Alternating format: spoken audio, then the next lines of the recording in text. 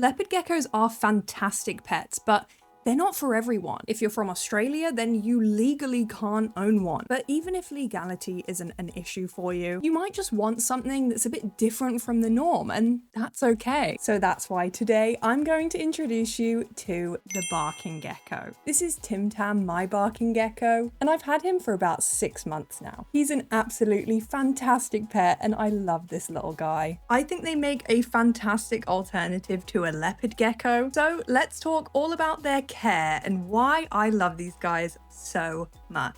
I've got 10 points for you today all about their care, so let's get right into it. Number 1, barking geckos are small, but they're definitely not too small. Barking geckos get roughly 5 to 8 inches as adults, and they weigh roughly 20 to 25 grams. Like leopard geckos, they have a fat reserve in their tail, which makes them look bulkier and become heavier. Adults typically reach maturity at about 18 months old, so you won't be waiting that long for your gecko to grow up. And although they're small, they still live for 10 to 20 years, so they're a big commitment. Number 2, barking geckos are communal, but they can also be housed alone. Leopard geckos and their ability to live or cohab with other leopard geckos is still widely discussed, and it does lack solid evidence. However, when it comes to barking geckos, there is plenty of evidence when it comes to species on species interaction and living in groups in the wild. Male geckos typically will become territorial. They don't like to live with other males, but you can very happily have a group of one male and multiple females, or just females. They may show behaviors that you wouldn't necessarily see if you have a gecko on their own. However, I do want to preface, if this is your first reptile or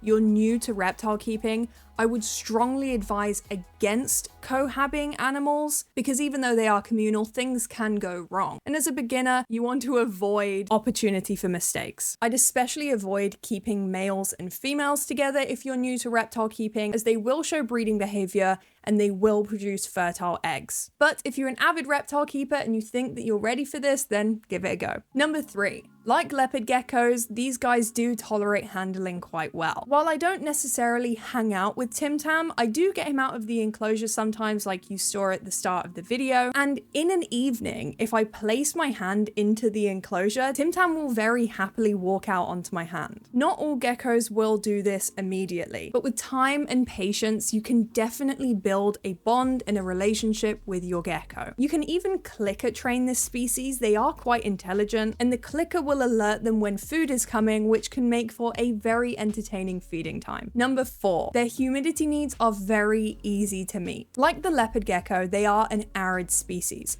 so you want to keep the enclosure between 30 to 40% during the day. You can let it naturally rise to about 60% in the evening. I recommend providing a humid hide so they can get an extra boost of humidity when they're shedding. And every now and then you can also mist one side of the enclosure to slightly raise humidity, and so that they can drink the water droplets, as they don't always drink from bowls. Number 5, their temperatures are also very easy to achieve as well. I like to use a 20-watt halogen during the summer and a 50-watt halogen lamp during the winter. Wattage will vary depending on the size of your enclosure, your climate, and other factors surrounding heat. Your basking spot should be between 28 and 30 degrees, but you don't want it to exceed 32 degrees Celsius. Use a dimming thermostat to ensure that the temperatures don't reach above this. But if you find that your lamp is constantly being dimmed, then lower the wattage of your lamp. Your cool end will be about 22 to 24 degrees Celsius, and at nighttime, temperatures can drop as low as 15 degrees. So this is a very hardy gecko species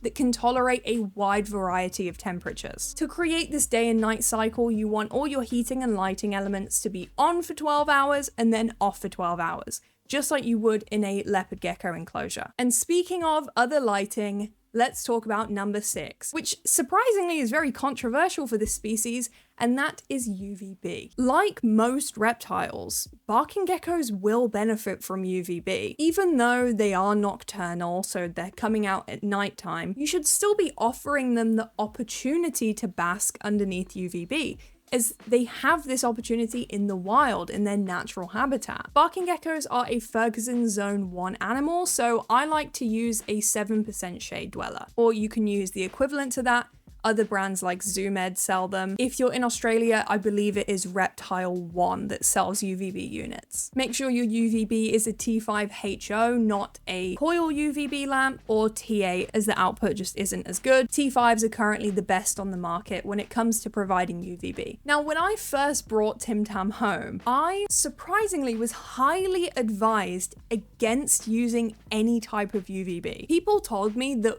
any light whatsoever, including a heat lamp, would stress him out and even cause like a multitude of health problems. And this just didn't make sense to me because they have access to these things in the wild. They're not living in a plastic container with a heat mat in the middle of Australia. Now, having a stressed out animal with a multitude of health problems has not been the case for me whatsoever. And in fact, he seems to have a peak activity level in the middle of the day. He'll come out, bask, and then go back to bed and come out properly of an evening. So it's obvious that he wants to gain the benefits from this UVB unit. If it was stressing him out or hurting his eyes or damaging his skin in any way, he wouldn't be doing these things. He eats consistently, he sheds very well, and he's overall just a very healthy animal. UVB is particularly useful for females as it helps with egg development, calcium absorption, and egg absorption. But males still benefit as it will help with bone development and prevent things like metabolic bone disease.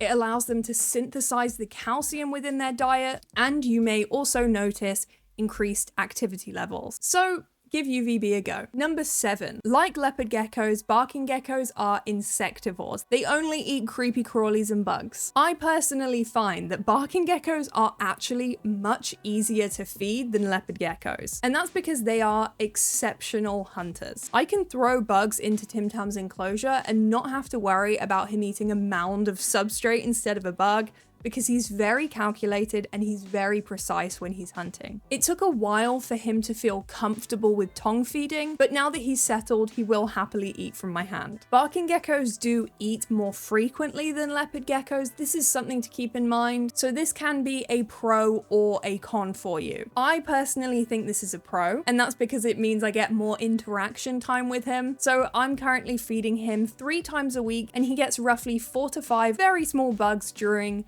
that feeding time. I offer him a variety of insects, including locusts, crickets, and dubias. He does seem to refuse worms for some reason though. He's not a fan. His meals are dusted with calcium, and I alternate between D3 and without. And every fortnight he gets his meals dusted with a multivitamin, which includes vitamin A, so he doesn't have any shedding or eye problems. Number 8, enclosure size. Since this is a fairly small gecko, you're not going to be looking at anything crazy. I keep mine in a 36 by 18 by 18, which is also the recommendation for leopard geckos.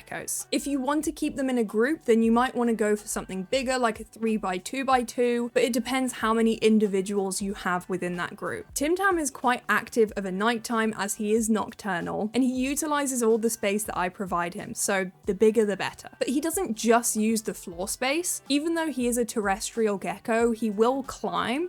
He likes climbing on branches and on his background, so make sure you provide them with these opportunities, and you may even consider making a custom background for the enclosure. Number 9. Now let's talk about the enclosure itself and how I have set mine up and how you can set yours up too. It is very similar to a leopard gecko, but obviously they are entirely different species, so they'll have their own preferences, etc. For substrate, I used a pre-mixed substrate called BioLife Desert, and it's by ProRep. But if that's not available to you and you're from Australia, then I recommend using the Australian Desert Dragon Habitat substrate. I believe they get this straight from the outback, so you can't get more natural than that. If you don't want to use a premixed substrate though, then anywhere in the world can use organic topsoil, clay sand, and excavator clay. And you want about 4 inches of substrate so they can show natural behaviors like burrowing. Once your substrate is in, you'll want 3 hides: a warm hide, a humid hide, and a cool hide. You can of course add more hides if you can fit them in your enclosure. You can create natural hiding spots with things like foliage, cork bark, branches and other pieces of wood or pieces of basking slate. These geckos really enjoy perching on things to check out their surroundings and make sure that they're safe. So ensure you've got things at different heights within the enclosure so that they can do this. And the last point of this video is number 10, where you can actually get your gecko from. This is where the comparison to leopard geckos kind of ends, other than the fact that they're from completely different countries, but barking geckos are a lot harder to find. Leopard geckos seem to be everywhere. You can get them from breeders, you can get them from pet shops, you can get them from rescues, but this is just not the case with barking geckos.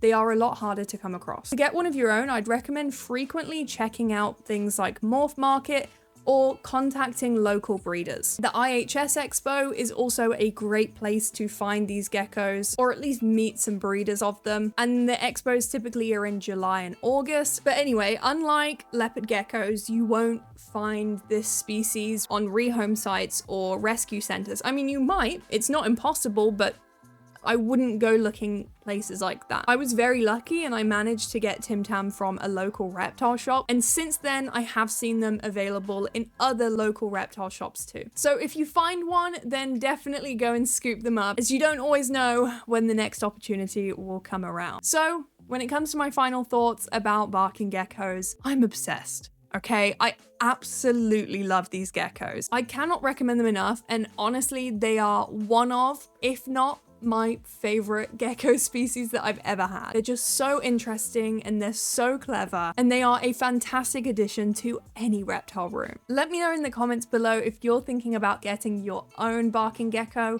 or a leopard gecko, because of course they're still really cool too. I have one of my own, and I hope you all have a wonderful rest of your day, and I'll see you later.